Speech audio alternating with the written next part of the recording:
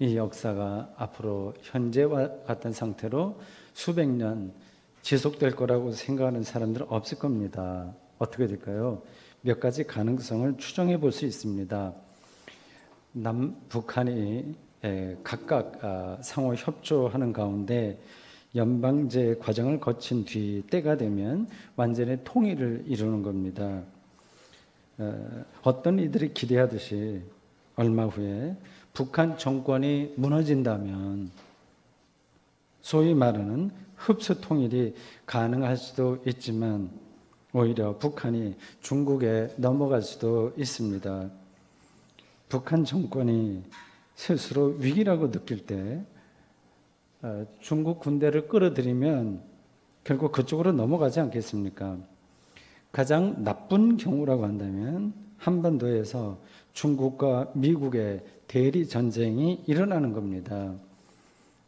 제국의 틈바구니에 끼어있는 작은 나라는 자신의 운명을 주도적으로 개척하기 쉽지 않기 때문에 고도의 전략적 사고가 필요합니다. 지난 100년여의 우리 역사를 보면 이를 확인할 수 있습니다. 남북 분단도 성종국들의 입맛에 따라 결정되고 말았다는 것을 우리가 알고 있습니다. 제가 오늘 설교를 성경 말씀이 아니라 국제 정치 이야기로 시작하는 이유는 오늘 설교해야 될 그 예레미야 이야기가 바로 이런 문제와 깊이 연결되어 있기 때문입니다. 예레미야는 기원전 7세기 초와 6세기 말에 걸쳐서 유다에서 하나님 말씀을 선포한 선지자입니다. 그때는 이미 북이스라엘이 없을 때예요. 아시리아에 의해서 멸망해버리고 상당한 시간이 한 100년 정도 흘러가고 남쪽 유다만 아주 조그만 소왕국으로 겨우 명목만 지탱하고 있을 때입니다. 예레미야 설교의 대부분은 당시 국내외 정치를 배경으로 합니다. 예레미야 1장 1절에서 3절에는 예레미야 활동의 시기에 관한 이야기가 나옵니다. 역사적인 배경이 어떻다고 하는 걸 말하고 있어요. 그 말씀 그대로입니다. 예레미야 1장 1절부터 나오는 이야기입니다. 요시야 왕 제위 13년부터 이렇게 돼요. 하나님 말씀을 선포하기 시작해서 시드기야 제위 11년에 예루살렘이 무너질 때까지 활동했습니다. 요시야와 시드기야에 걸쳐서 예언 활동을 한 사람이 이 예레미야이고 구약의 많은 선지자 중에서 가장 그 민족 역사에 깊이 관여한 선지자입니다. 요시야 왕 제위 13년은 기원전 627년이고 시드기야 제위 11년은 기원전 그 유명한 587년입니다. 요시야는 그 유다의 그 후반부 역사에서 개혁적인 왕으로서 모범적인 사람이었습니다. 그래서 예레미야가 나름대로 기대를 하고 있었는데 이 요시야가 결국 전쟁에 나와서 젊은 나이에 죽습니다. 그래서 모든 유다의 개혁이 물거품이 되고 말고 그 뒤를 이은 왕들은 또다시 다른 쪽으로 흘러가 버리고 맙니다. 이 예레미야의 예언 활동 기간이 한 40년 정도 됩니다. 40년. 기원전 627년부터 기원전 587년입니다. 이게 587년이 바벨론에 의해서 유다가 망한 때이거든요. 587년. 제가 다른 때 성경 공부할 때 이 횟수가 중요하다고 여러 번 얘기했어요. 그 횟수를 587년 외우는 방법이 있다고 말씀드렸는데 여기 어느 집사님이 저에게 가르쳐 준 겁니다. 오빠 만난 지 7년. 그래서 587 뭐 그렇다고 해요. 그 중요한 횟수입니다. 기억하십시오. 그 시절은 아시리아 제국이 무너지고 바벨론 제국이 패권을 장악해 가던 때입니다. 제국의 패권이라고 하는 것은 주변의 작은 나라들을 강제적으로 사실은 교묘한 방법으로 하는 거죠. 사실은요. 강제적으로 타이반, 자이반 이런 방식으로 자신들의 체제 안으로 끌어들입니다. 작은 나라들은 이러한 제국의 말을 듣고 생존을 보장받든지 아니면 패망을 감수해야만 합니다. 바벨론의 그 유명한 느부갓네살 왕은 성경에 자주 나오는 왕이죠. 당시 한창 팽창 정책을 펼치고 있었는데 유다도 그러한 영향을 직접적으로 받고 있었습니다. 말 들어 하는 거죠. 속국이 될래 안 될래 이렇게 압박을 하는 거죠. 바벨론의 패권 앞에서 유다 사람들의 의견이 반으로 나뉘었습니다. 언제나 그렇습니다. 지금도 대한민국의 뭐 이런저런 여러 가지 문제로 나뉠 때가 많이 있잖아요. 그렇습니다. 한쪽에서는 이집트와 동맹을 맺어서 남쪽에 있는 나라요. 그것도 제국이죠. 이집트와 동맹을 맺어서 바벨론과 맞서야 된다고 이렇게 아주 강하게 주장하는 사람들이 있었고, 다른 한쪽에서는 그건 좀 무모하니까 양쪽으로 치우치지 말고 중간 노선을 지키면서 국가의 미래를 내다보자고 주장한 사람들이 있었습니다. 한 나라나 한 교회도 마찬가지인데 어떤 집단이나 위기라고 느낄 때의 여론은 되게 강경한 입장으로 기울어집니다. 수많은 정치 지도자들이 나서서 이집트와의 군사 동맹을 통해서 이 바벨론을 격퇴시켜야 된다고 주장했습니다. 이 주장이 두 가지 점에서 여론의 지지를 얻었습니다. 하나는 하나님께서 우리 이스라엘 백성들 지킨다. 그 확신인 거예요. 믿으면 된다 이런 겁니다. 믿음으로 한번 해보자. 그러는 거 교회에서도 많이 통하잖아요. 뭐 교회당을 질 때 아직 때가 되지 않았는데도 말하자면 이렇게 해야 선교가 된다든지 그런 식으로 밀어붙이는 방식들이 있습니다. 그들이 볼 때 바벨론은 하나님을 대적하는 나라예요.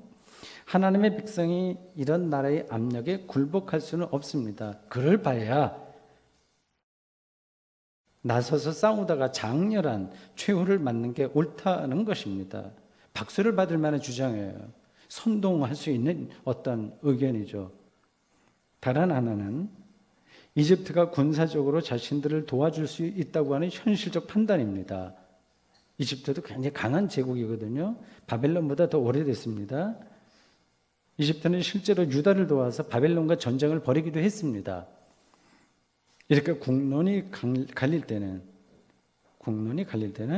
최고 지도자의 판단이 좀 중요합니다. 유다 왕 시드기야는 강경파의 입장을 받아들였습니다. 사실은 시드기야 왕 자신의 판단이라기보다도 그런 판단할 만한 능력도 사실은 없었어요. 당시 귀족들의 압력에 굴복한 겁니다. 시드기야가 국제 질서에 돌아가는 흐름을 제대로 판단하지 못함으로써 결국 나라를 패망의 수렁으로 떨어지게 했습니다. 시드기야가 주전파의 목소리가 아니라 주화파의 목소리에 귀를 기울였다면 유다의 운명도 달라졌을지 모릅니다. 바로 이러한 시기에 예레미야 선지자는 자신의 분명한 목소리를 냈습니다. 유다 왕과 귀족들과 모든 백성들을 향해서 바벨론에게 지금 항복하는 거 하나님의 뜻이다. 이렇게까지 얘기했어요. 항복해라. 듣기 싫은 소리죠. 예레미야는 하나님께서 유다를 심판하기 위해서 바벨론을 선택한 것이라고 생각한 거예요. 판단했습니다. 그걸 거부하는 건 하나님에게 맞서는 겁니다. 예레미야의 이 말을 들은 당시 유다 사람들은 어떻게 생각했을까요? 예레미야의 입장을 지지하는 사람들은 소수였습니다. 극소수예요. 그리고 왕과 대다수 정치 지도자들은 한 목소리로 예레미야를 반대했습니다. 저 죽일 놈 이렇게 했습니다. 그들이 볼 때 예레미야는 적국인 바벨론을 이롭게 하는 사람입니다. 이 나라를 싹 들어서 그쪽으로 넘기려고 하는구나 생각했습니다. 요즘 말로 예레미야는 종북 좌파였습니다. 예레미야를 선봉에 서서 반대한 선지자는 있어요. 늘 그렇게 나오게 됩니다. 지금 우리가 예레미야를 대단한 선지자로 봅니다만 역사 안에서는 별로 그렇지 못했습니다. 나중에 그렇게 인정을 받은 거예요. 예레미야를 선봉에 서서 반대한 선지자는 그 유명한 하나냐라고 있습니다. 그 이야기, 두 사람의 이 논쟁이죠. 이 이야기가 예레미야 28장에 나옵니다. 나중에 집에 가서 한번 읽어보십시오. 굉장히 드라마틱한 그 유다의 역사를 우리는 거기서 찾아볼 수 있습니다. 시드기야 제위 4년 다섯째 달에 구체적으로 나오는 이야기예요. 28장에 나옵니다. 시드기야 제위, 이게 마지막 왕이에요. 제위 4년 다섯째 달에 제사장들과 백성이 모인 성전에서 하나냐 선지자와 예레미야 선지자가 논쟁을 벌였습니다. 요즘 배틀 하잖아요. 막 경연대회 비슷하게 그렇게 제사장과 백성들 모인 앞에서 이렇게 공개적으로 논쟁을 벌인 겁니다. 하나냐는 이렇게 주장했습니다. 거창하게 얘기해서요.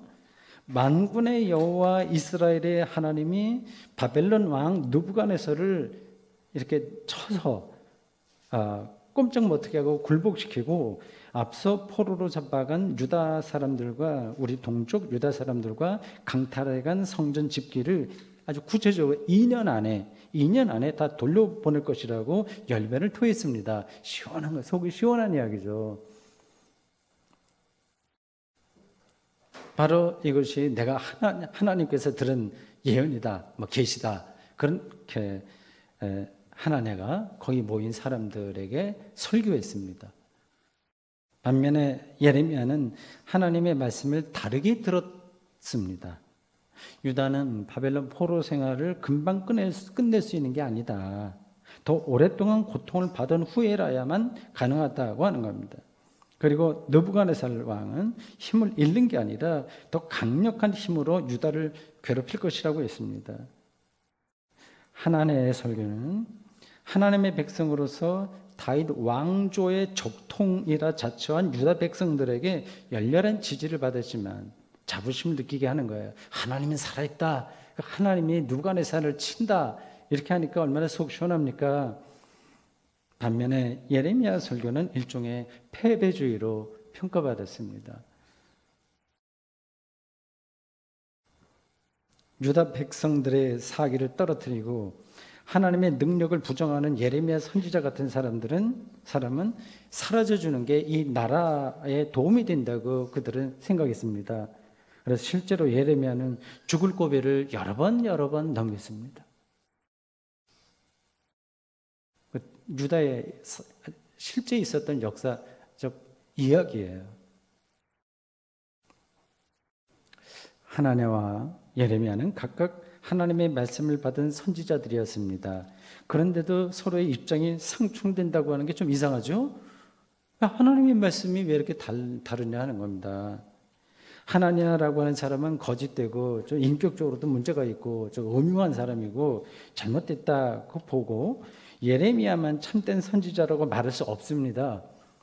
두 사람 모두 진정성이 있는 사람들이에요. 다 최선을 다했습니다. 선지자라고 해서 세상의 이치와 세상의 미래를 손바닥 들여다보듯이 아는 게 아닙니다. 역사를 바라보는 눈도 다를 수 있어요. 이런 건 오늘날에도 똑같이 일어납니다. 목사들 사이에서도 세상에 대한 판단이 서로 다르죠. 성경에 대한 입장도 다릅니다. 어떤 목사는 성경을 문자적으로 하나님의 말씀으로 받아들이는 반면에 어떤 이들은 그렇게 받아들이지 않습니다. 제가 한창 설교 비평 작업을 할 때 10여 년 전에 어떤 신학대학교 설교학 교수는 제가 성경의 어떤 대목을 신화라고 표현한 걸 놓고 성경을 하나님의 말씀으로 받아들이지 않는 사람이라고 비판했습니다. 저를 자유주의 신학자라고 비판하는 사람들도 제법 있었습니다. 선지자들의 설교가 서로 다를 때 누가 옳은지를 어떻게 판단할 수 있을까요? 서로 똑같이 진정성 있게 얘기하는데 하나냐가 옳으냐 예레미야가 옳으냐 이걸 어떻게 판단할 수 있겠습니까? 그 당시 회중들이요. 판단 못합니다. 역사가 진행되는 걸 기다려볼 수밖에 없습니다. 역사의 심판을 기다리는 겁니다.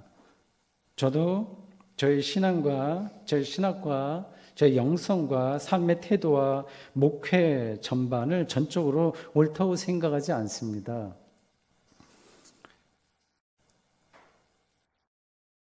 제가 알고 있고 경험한 한도 안에서, 한도가 뭐 대단한 게 아니잖아요. 한도 안에서 옳다고 여기는 것을 가능한 가감 없이 솔직하게 전하고 그렇게 살아가면서 하나님의 심판을 기다리고 있습니다. 유다 역사에서 예레미야의 설교가 옳았다고 하는 것이 증명되었습니다. 만약 역사가 하나냐의 설교대로 흘러갔다면 예레미야의 설교는 역사에서 사라졌겠죠.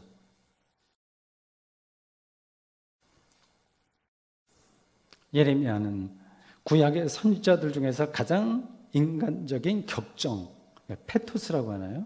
그 격정이 강렬했던 선지자입니다. 눈물도 많았고 연민도 많았습니다. 인간적인 두려움도 컸어요. 자기를 비판하는 사람들이 많으니까 말씀에 대한 확신도 흔들렸습니다. 도대체 내가 옳게 보고 있는 거야? 이런 두려움도 당연히 따르지 않았겠습니까? 자신의 소명이 얼마나 확실한지도 분간하기 어려웠습니다. 자신의 소명에 대해서 이야기하는 대목에서 오늘 설교 본문이었어요. 예레미야의 심정을 이해할 수 있습니다. 하나님께서 내가 너를 모태에서 짓기 전에 너를 알았고 네가 배에서 나오기 전에 너를 성별하였고 너를 여러 나라의 선지자로 세웠노라 이렇게 하자. 그렇게 예레미야가 경험한 거죠. 그런 깊이에서 하나님이 경험한 거죠. 그러자 예레미야는 6절에서 이렇게 대답합니다. 아멘, 할렐루야, 믿습니다. 자신 있습니다. 이렇게 하지 않고요. 슬프도소이다.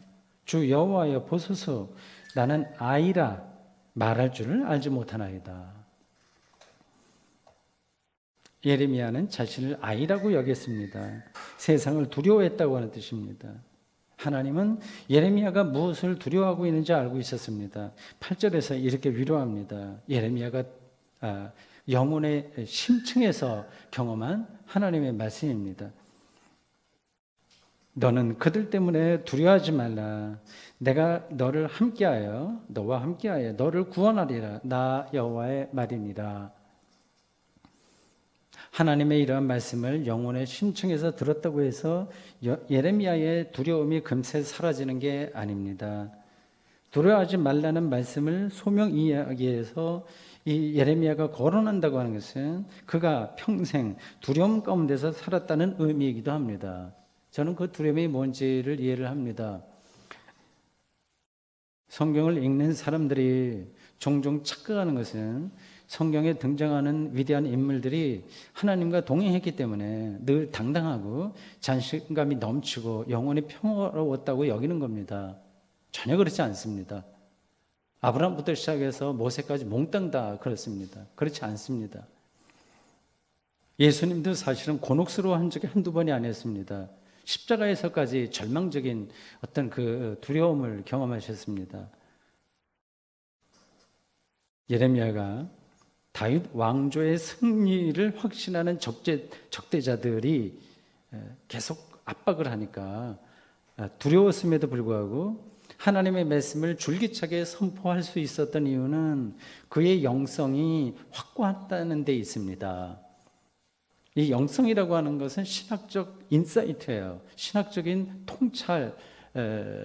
통찰입니다. 하나님과 인간과 세계를 신학적으로 분명하게 보는 그 시각입니다. 간단하게 4가지만 말씀드리면 이렇습니다. 예레미야의 영적 시각, 세계를 보는 눈, 하나님과 인간에 대한 이해, 그러한 영적인 토대 이렇습니다. 첫째, 예레미야는 인간이 얼마나 부패했는지를 정확하게 보고 있습니다. 17장 9절 말씀에 이렇습니다. 만물보다 거짓되고 심히 부패한 것은 마음이라. 누가 너에게 알리요? 마음을 누가 알리요? 그 본질이 부패한 인간이기에 다윗 왕조에 대한 예찬으로 자신들이 처한 어려움을 극복할 수 없다고 본 것입니다. 더 근원적인 문제가 있다고 보는 거죠. 두 번째, 위기 극복은 다른 데 있는 게 아니라 하나님께 돌아오는 것이라는 사실입니다. 그러니까 내면의 변화가 요청된다고 하는 뜻이죠. 그러니까 자기들이 하나님의 선택받은 백성이라고 하는 것은 아무리 울부짖어도 그것에 자기가 의지하려고 하더라도 그런 것으로 해결되는 게 아니라는 뜻입니다. 예레미야 4장 4절 말씀이 이렇습니다. 유다인과 예루살렘 주민들아, 너희는 스스로 할례를 행하여 너희 마음 가죽을 베고, 마음의 할례라고 하는 거죠. 마음 가죽을 베고 나 여호와께 속하라. 그리하지 아니하면 너희 악행으로 말미암아, 아무리 하나님의 백성이라고 하더라도 그 마음 자체가 부패했기 때문에 그것으로 말미암아 나의 분노가 불같이 일어나 사르리니 그것을 끌 자가 없느니라. 이 세계를 예레미야가 어떻게 보고 있는지 여기서 분명하게 알 수 있습니다. 세 번째, 하나님은 값비싼 희생제사와 제물을 원하는 분이 아니라고 하는 사실을 예레미야는 알았다는 겁니다. 6장 20절이 이렇습니다. 표현도 참 재밌어요. 문학적으로도 굉장히 고급한 글들입니다. 시바에서 유향과, 아프리카에 있나 보죠, 시바가요. 시바에서 유향과 먼 곳에서 향품을 내게로 가져오면 어찌미냐. 여기저기서 온 수입품, 각종 비싼 그런 것들 가져오면 어찌미냐. 나는 그들의 번제를 받지 아니하며 그들의 희생제물을 달게 여기지 않노라. 반면에 유다 백성들은 무조건 희생제사를 잘 드리고 비싼 제물을 번제물을 잘 드리면 하나님의 백성이 될 수 있다고 여겼습니다. 완전히 시각이 다른 거죠. 네 번째, 예레미야는 성전마저 상대화했습니다. 예레미야 7장 4절입니다. 너희는 이것이 여호와의 성전이라, 여호와의 성전이라, 여호와의 성전이라, 이 세 번이나 반복해요. 똑같은 말을 해요. 여호와의 성전이라 이렇게 세 번 하면서 이렇게 하는 거짓말을 믿지 말라. 이런 거짓말이야. 사실 따지고 보면 지금도 마찬가지로 반복되고 있죠. 이어서 6절 말씀입니다. 이방인과 고아와 과부를 압제하지 아니하며 무죄한 자의 피를 이곳에서 흘리지 아니하며 다른 신들 뒤를 따라 화를 자초하지 아니하면 이렇게 하나님의 은혜가 너에게 임한다 나오고 있습니다. 지금 제가 간단하게 설명한 이 네 가지, 이런 신학적 영성이 예레미야에게 확실했기 때문에 그가 왕따 비슷한 처지로 몰리면서도 하나님의 말씀을 용감하게 선포할 수 있었습니다.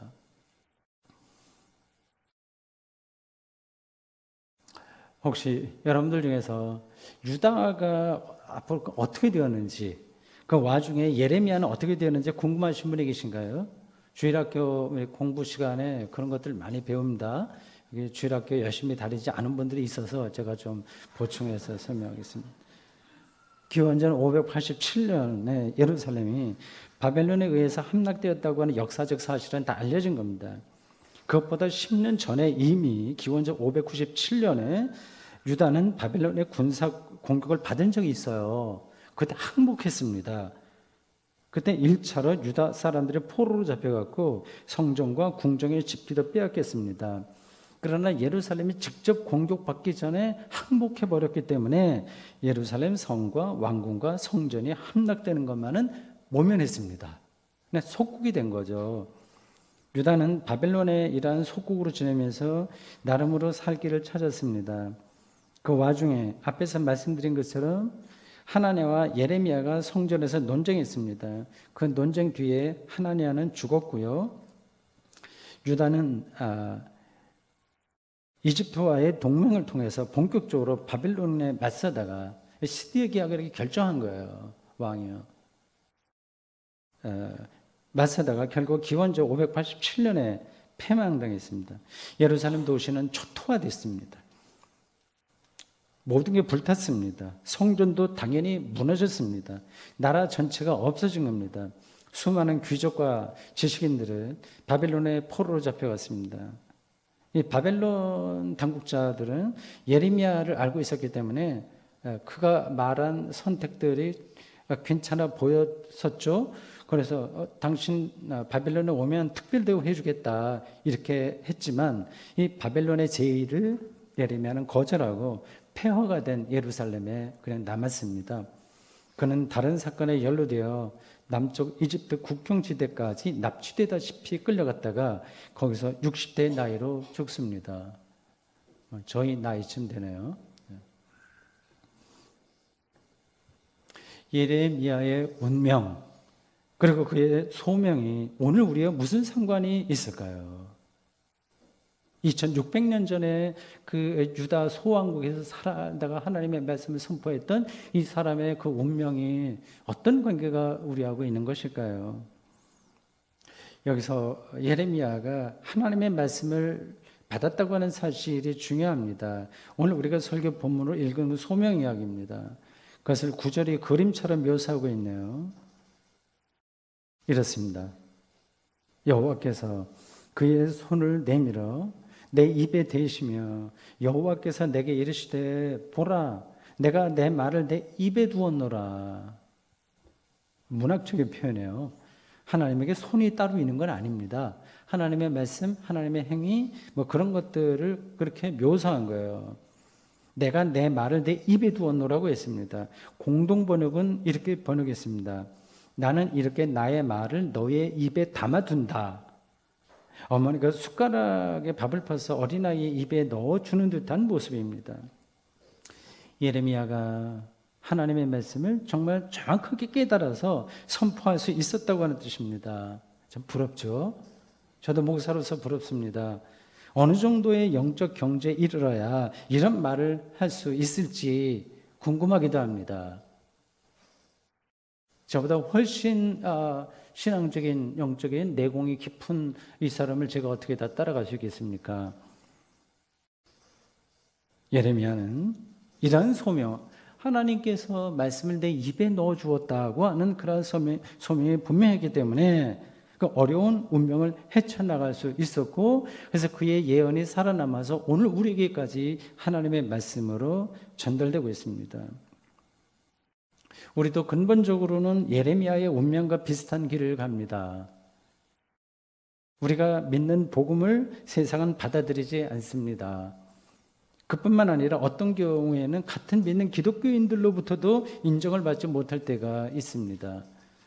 더 심한 경우에는 불이익을 받을 수도 있습니다. 그래서 두려워지기도 합니다. 이럴 때 우리에게 필요한 것은 예레미야의 소명에서 본 것처럼 하나님의 말씀을 받는 것입니다. 그것을 먹는다고도 할 수 있습니다. 어떻게 해야 이러한 예레미야의 소명을 경험할 수 있을까요? 그래서 우리의 영혼이 하나님의 말씀으로 가득해질 수 있을까요? 너무 비어 있잖아요. 그래서 다른 것으로 산만하지 않습니까? 어떻게 하면 그 말씀이 정말 입으로 주는 것처럼 받아서 삼켜서 우리의 영혼에 가득해질 수 있을까요? 저는 이 질문에 딱 떨어지는 대답을 드릴 수가 없습니다. 그런 경험은 각자 다 다르기 때문에 하나의 방법으로만 설명할 수 없습니다. 이것은 마치 음악 경험처럼 혹은 시 경험과 비슷해서 다른 사람들의 말을 듣고 해결되는 게 아닙니다. 그래서 예레미야 1장 4절은 여호와의 말씀이 내게 임하니라 이렇게 말한 거예요. 그러니까 하나님의 말씀은 우리에게 강력한 힘으로 생명의 능력으로 임하는 것이지 내가 노력해서 획득하는 것이 아니라고 하는 뜻입니다.